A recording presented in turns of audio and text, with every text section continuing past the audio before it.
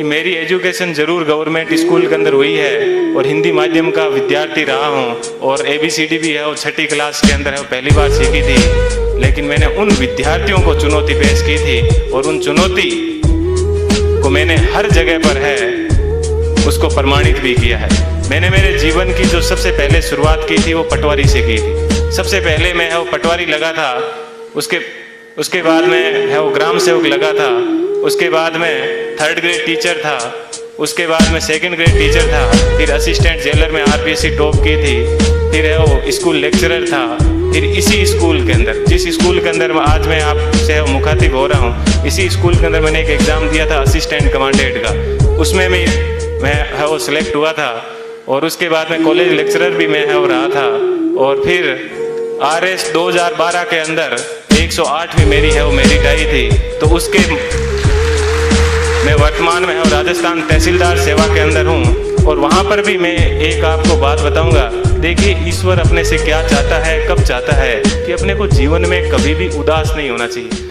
RS के अंदर मेरी 108वीं मेरिट थी और उसके अंदर मेरे को DSP मिल रहा था। लेकिन दुर्भाग्य ऐसा रहा कि मैं है फर्स्ट वेटिंग में रह गया। थोड़ा सा मुझे दुख हुआ कि यार अपन फर्स्ट वेटिंग में रह गए। और उसके जस्ट 1 महीने के बाद में है वो IAS का एग्ज़ाम था दिसंबर के अंदर। 4-5 दिन दुखी रहा, लेकिन मैंने कैसे ही अपने आप को मैनेज किया। और देखिए दोस्तों, मैनेज करने का क्या बेनिफिट मिला कि जो DSP बनना था वो D आगे से हट गया और मैं SP बन गया।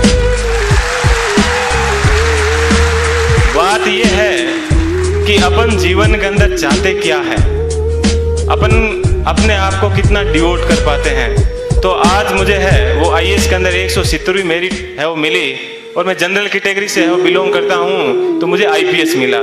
मैं यहाँ पर रुका नहीं हूँ, मैं वापस तैयारी कर रहा हूँ। और इस बार मुझे आशा है कि हिंदी माध्यम के अंदर IAS में किसी की अभी तक फर्स्ट मेरिट नहीं आई है। और मेरी ये पूरी की तमन्ना है कि कम से कम मैं यहाँ उस स्थान तक है वो पहुँचूँ। जीवन आपको सिर्फ कहा जाता है कि 84 लाख योनियों के बाद में एक बार आदमी को जीवन मिलता है। तो बहुत ही शानदार आप लोगों को है वो जीवन मिला है। इस जीवन को आप एंजॉय कीजिए, कभी भी घमंड मत कीजिए। चाहे आप जीवन में कुछ भी बन जाओ, हमेशा बेहतरीन रहिए। और आप लोगों से मैं वो आशा करता हूँ कि अगले साल जब प्रोग्राम होगा तो आप सब लोग हैं वो यहाँ पर आने का मौका मिले। थोड़ी सी देर पहले मैं देख रहा था कि मालाएं कम पड़ रही थी, तो अगले साल इतनी संख्या माना कि सब मालाएं कम पड़ जाए, ठीक है।